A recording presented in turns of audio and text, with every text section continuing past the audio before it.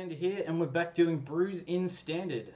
This time we've got a fun deck that I've been doing ever since I saw a card leaked for Dominaria, and it's Jhoira Storm. So yeah, we're doing Storm, and it's in Standard, and it's pretty freaking hilarious.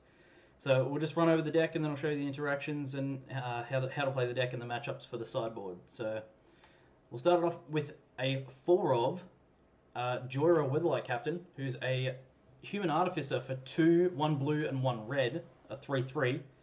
Whenever you cast a historic spell, draw a card. So artifacts, legendaries, and sagas are historic. It's a new mechanic that's come out in Dominaria, and it's on cast trigger, so it's not ETB. It's when you say I'm playing this card, and then you go, okay, cool. So I'm playing this card, tap the mana for it. Before it hits the battlefield, if it's a historic spell, you draw a card. Pretty busted. We abuse the hell out of it in this because there's a lot of artifacts to just do it with.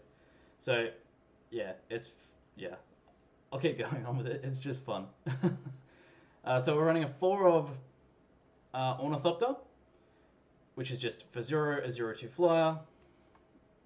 So for 0, play an Ornithopter. If you have Jhoira out, you draw a card. Bomat Couriers, because if we do run out of cards in hand, this can just be more gas, which is the whole reason anyone plays Bomat. It's a really, really good card that was overlooked for a long time, and then it got played in mono red, and yeah, it works just as well on this, and it's also artifact synergy, which is fantastic. So it's for 1, a 1/1 haste, and whenever it attacks, you exile the top card of your library face down, and then for 1 red, you can discard your hand, sacrifice it, and put all those cards into your hand. So, yeah, a few turns swinging in with this, you get an empty hand, and then you pay the 1, sack it, and get a full grip again. It's absolutely fantastic. It's really, really good. Moving on to a 3 of Inspiring Statuary, which is for 3, just an artifact that sits on the battlefield, and its non-artifact spells you cast have Improvise. So Improvise is a revolt mechanic that your artifacts can help you cast the spells. Each artifact you tap after you've done activating mana abilities pays for 1 generic. So you essentially use all your artifacts as colorless mana. So if you have 2 artifacts out and a couple of land with this out, you can play a Jhoira just by tapping a couple of artifacts down and paying 1 blue and 1 red.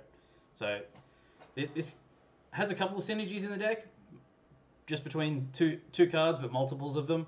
So it does add up, and it makes it so we can combo off fairly effortlessly in the late game, or mid to late game. And yeah, it's also a really good card. I'm pretty sure you can pick them up really cheap too. Yeah, it's pretty good. So this is one of the win cons in the deck, and the reason we're trying to storm off. So it's Aether Flux Reservoir. We're running it as a 2 of. It's for 4, it's an artifact that comes into the battlefield. It sits there and goes, whenever you cast a spell, you gain 1 life for each spell you've cast this turn.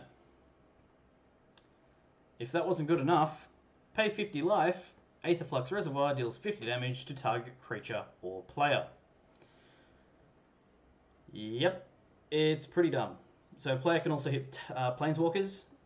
In the case of Gideon, I actually had an instance where I was playing against somebody and they're like, yeah, I've got the game locked. My Gideon, you can't kill him and you can't kill me. And yeah, I just got to above 50 life, paid the 50 life, killed the Gideon, and he was on negative whatever, so he just died. So yeah, really, really good card. Especially when we can play 0 cost stuff repetitively, and it's just like, I play something, I gain 1, I play the second thing, I gain 2, I play the third thing, I gain 3, I bounce back stuff, play stuff, bounce back stuff, play. It's done. So we're only running as a 2 of because we do go through a whole lot of this deck, and it's not our only win con, but this is one of the easier ways to actually win. You wouldn't think getting 50 life would be easy, but after you start comboing off, it really just, yeah, it happens very fast. So look out for this card.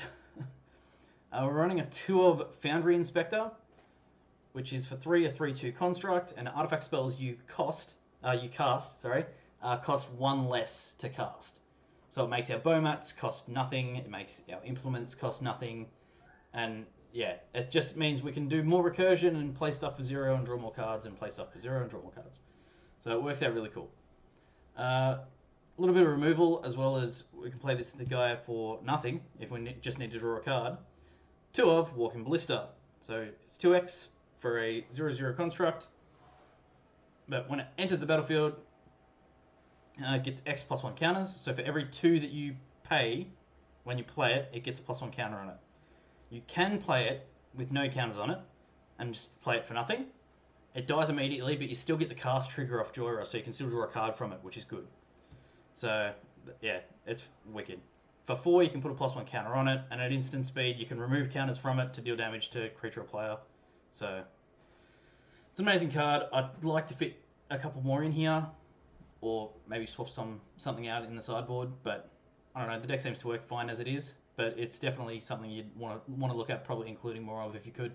Could always swap out an Ornithopter or 2, just because we can keep playing this, but it's worked so far. So another part of the Storm comboing off is 4 of Paradoxical Outcome, which is a instant card for 3 and 1 blue. You return any number of target non-land, non-token permanents you control to your hand, and then draw a card for each card returned this way. So the whole idea is you bounce back all your cheap artifacts, you play them again. So you bounce back your cheap artifacts, draw a heap of cards. You play them again, you draw a heap of cards. Probably draw into another Paradoxical Outcome. You've already got an Inspiring Statuary out. You improvise and then just pay the 1 blue to do it again. And yeah, it gets out of hand really quickly. We're going to run into 4 of because we want to see it happen just as often as we want Jhoira to be happening. So yeah, it's definitely something you need into 4 of. Moving on to Mox Amber, which is for 0, legendary artifact. Tap, add 1 mana of any color among legendary creatures and planeswalkers you control. So for us, it's Jhoira is the only thing that this is caring about. So it'll just make it so that we can tap for Izzet colors, which is good. Yeah, so it's just play a Jhoira, play this for nothing, draw a card, gives you a mana. You can, yeah, it works. It's fantastic. Going to 4 of Prophetic Prism, which is for 2, an artifact. When it enters the battlefield, you draw a card.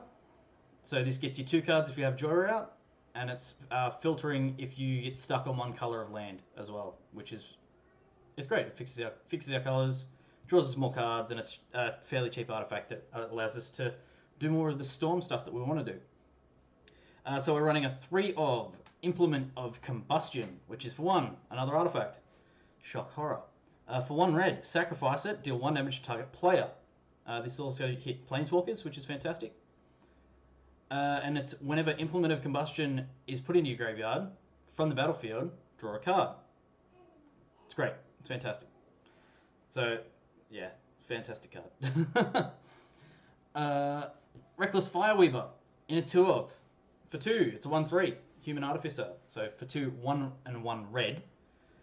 Whenever an artifact enters the battlefield under your control, Reckless Fireweaver deals 1 damage to each opponent. So if you're storming off with your Paradox and your Jhoira and your everything, this is the other win con outside of Aether Flux. So if we can get it Reckless out early and then combo off in the next couple of turns, it's just going to ping them for a whole heap of damage and they're not going to like you very much. This deck is fantastic in 2-headed as well because of the each opponent clause, so it's going to ping them for 2. So it's definitely a fun one to look at.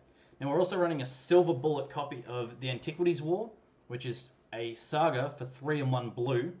So for the first 2 turns it's out, you look at the top 5 cards of your library, and you may reveal an artifact card from among them and put that card into your hand. You put the rest on the bottom of your library in a random order. So this allows you to just search for that piece that you need. It's just, yeah. It's also got the added win con of on the 3rd turn that it's out, artifacts you control become artifact creatures with base power and toughness 5/5 until end of turn. Now, we're going to have heap artifacts out, so it's going to be a lot of 5/5s, but it's also a really cool interaction with Walking Ballista, because Ballista already has counters on it when it's out. So it's going to be base 5/5 with whatever the +1 counters are on it. So you can occasionally have a 9/9 Ballista after this goes off and just swing it in for huge. And yeah, it's Whole lot of fun. It's not something you want to see too much of because it is 4 cost and it's not an artifact. It is a saga. So it does draw us a card with Jhoira, but it doesn't do a whole lot else for us in the terms of, yeah, it's just an off win con that, yeah, it's janky. I like it. Looking at the land base here, we are in Izzet colors, so we're going to run the Izzet lands, which are a 4 of Spire Bluff Canal, which is comes in tapped unless you control 2 or fewer lands, and then it's tap add 1 blue or red. Sulphur Falls, which comes in tapped unless you have an island or a mountain, tap add blue or red. 4 mountains, 4 islands, 3 Spire of Industry, which has tap for colorless, or I'll put it up here so you can see it. It's tap for colorless, or pay 1 life and tap to add 1 of any color, but only if you have an artifact. So we have a lot of artifacts in here. It's not hard to get Spire of Industry to go off. Only running it as 3 of because 21 lands is fine. We're running a single Scavenger Grounds because we hate graveyard matchups. It's just Scarab God's not good. I don't like Scarab God. Inventor's Fair in the Silver Bullet. Again, I'll put it up here so you can see it. So at the beginning of your upkeep, if you control 3 more artifacts, you get 1 life. It's got tap, add 1 colorless, and its final ability is for 4, tap, sacrifice it. Search your library for an artifact card, reveal it, and put it into your hand. Then shuffle your library. Activate this ability only if you have 3 more artifacts. So I'll probably cut one of the other lands out to put a second one of this in because that's probably a better way to get the Aetherflux Reservoir combo off. Just essentially makes it a 4 of copies without actually getting to it. So that's the base of the deck, and we'll just have a look at the sideboard here. So in the control matchups, we want negates in a 3 of. Counter target non-creature spell for 2. Godpharaoh's Gift. We hate artifacts. A Braid in a 4 of. Or ping creatures, destroy artifacts. Yeah, it's great. Wicked card. Token matchups. Sweltering Suns. 3 damage to each creature. This does kill a lot of our own stuff, but if we're losing, this can bring it back. Again, for the graveyard matchups, where we're running a 2 of Crooked Condemnation, which is single targeted removal from the graveyard, or just outright removal from the graveyard. We're running a 2 of Sentinel Totem, again, graveyard hate. And a Padeem Console of Innovation, which is for 3 and 1 blue or 1/4. Vedalken Artificer, which artifacts you control have hexproof. So this is wicked in a control matchup. Really good to see. And at the beginning of your upkeep, if you control an artifact with the highest converted mana cost, or are tied for the highest converted mana cost, it draws you an extra card. So, yeah. I'm pretty happy with the sideboard. If you've got any suggestions on what you'd like to see, then let me know. But I think it's worked pretty well so far. So, I'm pretty sure I've kind of covered all the interactions here, just between talking about it. But yeah, this is the deck. If you like the content and you like the deck, let me know in the comments. If you think there's stuff that should be in the deck that I haven't got in the deck, let me know in the comments. If you like the content and you want to see more of it, like, share, and subscribe. Hit the notifications, and I will catch you guys in the next